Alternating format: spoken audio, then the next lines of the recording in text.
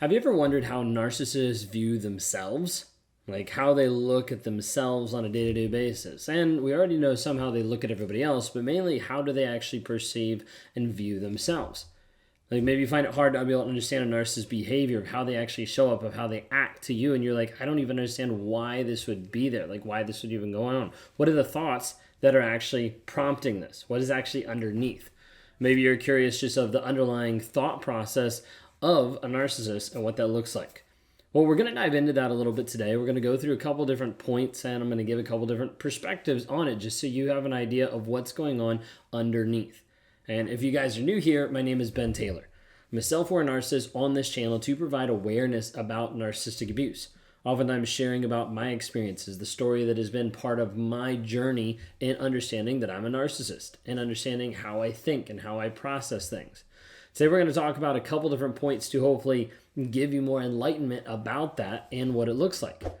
So when we talk about narcissistic personality disorder, it's normally characterized by an inflated sense of self-importance, lack of empathy, excessive need of admiration.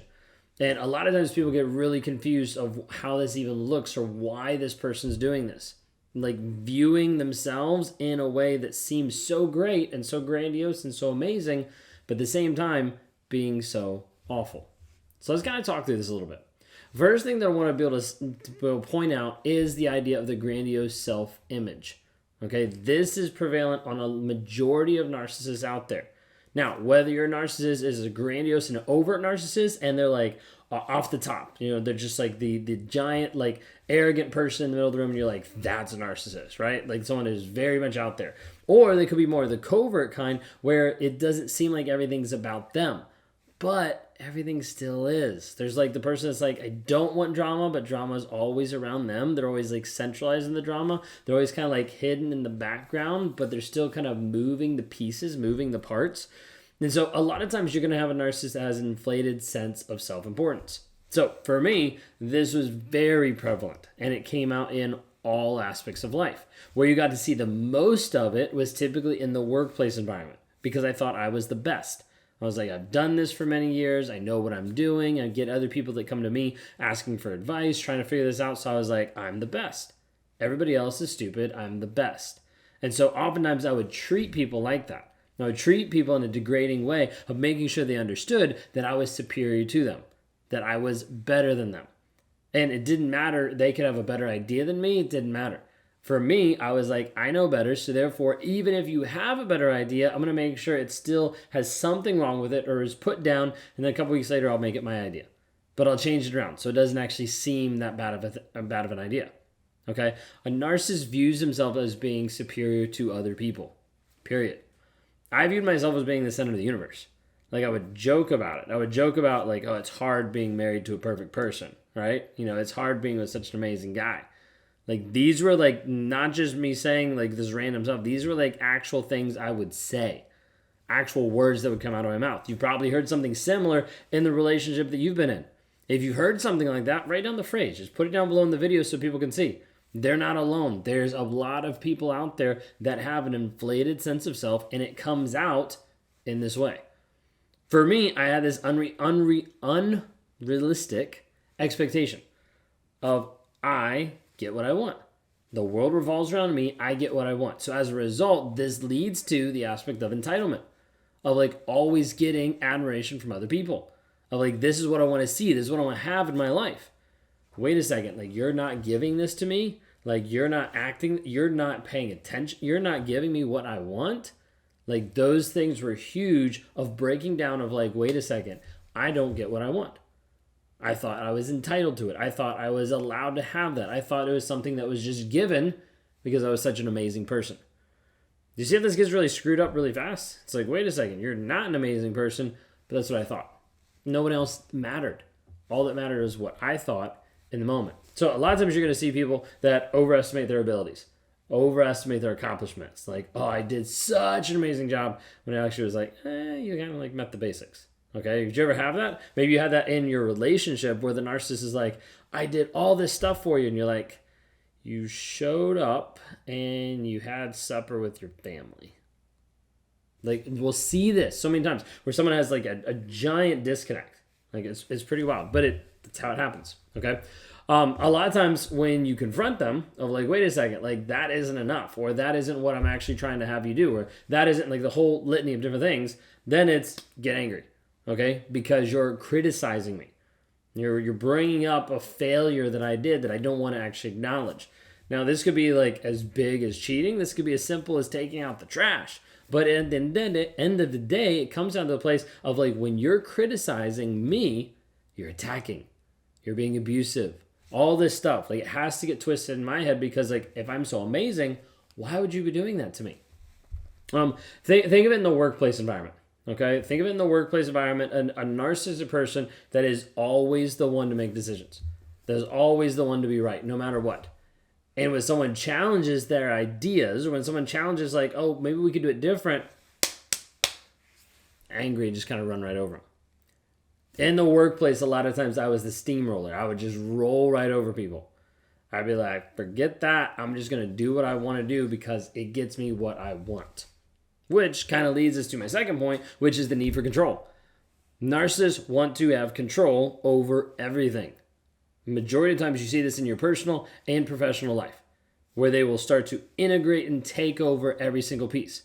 Now, for me, part of that was feeling more insecure of like, I didn't want someone to leave me. I didn't want someone to find out that I was a liar and leave me. Like there's so many different pieces to it. For me, one piece that came out of it with control was going places, was doing things, was having plans. And when those plans got changed, I would get so pissed. Because I was like, this is what I had in my mind. This is what I want. This is what I already planned to be able to do X, Y, and Z. Now you're messing it up. Now you're inconveniencing me. Now there's an issue. And so a lot of times you're going to see this with a narcissist, the need for control. Sometimes it'll make them micromanage, like small little things. Like either the subordinates underneath them at work or their partners. Like you're going to see this piece. Oftentimes it's going to cause resentment, frustration. Like you're going to see this kind of boil up inside you because you're like, why are you trying to control me so much? Narcissists oftentimes will want to control you with your activities, with your social interactions, like with different pieces that happen to keep you in the relationship, to make sure that you don't leave, to make sure that you don't get around friends or family that are actually going to tell you, you might be in an abusive relationship. This isolation is a thing that a narcissist will try to keep you in so that you don't leave, so that you don't get free, so that they don't look bad. So many different pieces of control here. Okay. Third one you've probably heard before, lack of empathy, right? Empathy is the aspect of like when you're able to understand and share the feelings of others. Now, there's multiple aspects of empathy, compassionate empathy. I forget the others off the top of my head. We've done a video on them, but so look at that. But empathy, a lot of times narcissists don't have empathy. Now, when I say this is the tricky piece because some people are like narcissists lack empathy. That means they're devoid of empathy. That means there's nothing there absolutely at all. They don't have emotions. They don't have feelings. Okay? False. Okay? One, they have emotions. Two, they have feelings. Period. Okay? So let's just get that straight. Two, there's a big aspect that narcissists, not all, but a lot of narcissists have at least cognitive empathy, where they can at least understand what's going on and look or appear or act in a certain way to fit into society. There are multiple different types of people that do this, that have different impairments, and as a result, they try to learn how do I fit into society by acting and by looking the way that I know that I need to, even though I don't feel it. Okay? There's also a big piece, I believe, that narcissists that have empathy but are unwilling to actually acknowledge the feelings and needs of others. It's in the DSM-5, okay? But because what's happening is if I acknowledge what's actually going on with you, I have to acknowledge that I'm the one that caused it. I have to acknowledge that I'm the one that did wrong. And as a result, it leads me down the road of guilt, shame, and all these pieces that I don't want to be vulnerable about. So as a result, I'm going to compartmentalize it. I'm going to dissociate. I'm going to run from it and be like, wait a second, that doesn't exist. Out of sight, out of mind. Narcissists are going to disregard your feelings. I did this for multiple years of disregarding my wife's feelings, my wife's concerns, my wife's emotions, being like, those don't really matter. Those don't really count. I don't really care. And would put them down and continue moving forward like no matter what. So you're going to see this in your own life of someone who's belittling you, who's criticizing you, who's not acknowledging any accomplishment, is trying to make you feel insignificant, unworthy, oftentimes to still keep you in the relationship. All right, so jumping on, we're going to look at the fourth point really quick, which is black and white thinking. Okay? With this aspect, narcissists tend to view the world in black and white. I still do in a lot of areas. You're either all good or you're all bad. Like, this rule is either followed or not followed. Like, there's not really a ton of gray areas. I have to work on the process of being like, wait a second. Like, I need to see, like, kind of what's in between. Because otherwise, I'll view someone and being like, you're all good or you're all bad.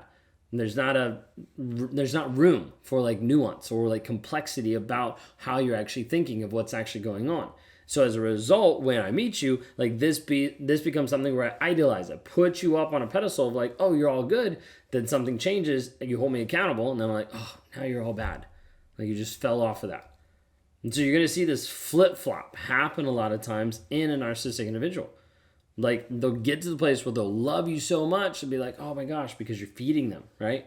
And then you get to the place where you try to hold them accountable and it's like, wait a second, now you're criticizing me, now you're attacking me, now you're opposing me. Like, whew, you were a nice person, but now, gosh, you're a pretty big jerk.